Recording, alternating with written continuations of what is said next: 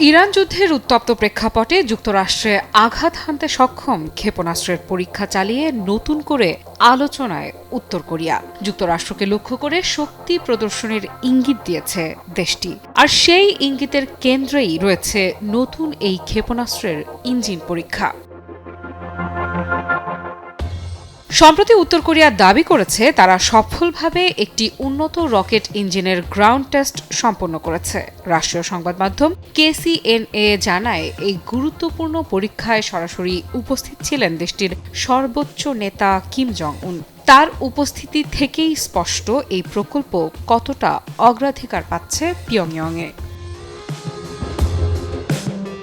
প্রতিরক্ষা বিশ্লেষকদের মতে এটি শুধু একটি সাধারণ পরীক্ষা নয়, বরং এটি উত্তর কোরিয়ার আন্তঃমহাদেশীয় ব্যালিস্টিক ক্ষেপণাস্ত্র বা ICBM সক্ষমতা আরও শক্তিশালী করার বড় পদক্ষেপ। এমন ক্ষেপণাস্ত্র যুক্তরাষ্ট্রের মূল ভূখণ্ডে পৌঁছাতে সক্ষম, এটাই পশ্চিমাদের জন্য উদ্বেগের প্রধান কারণ।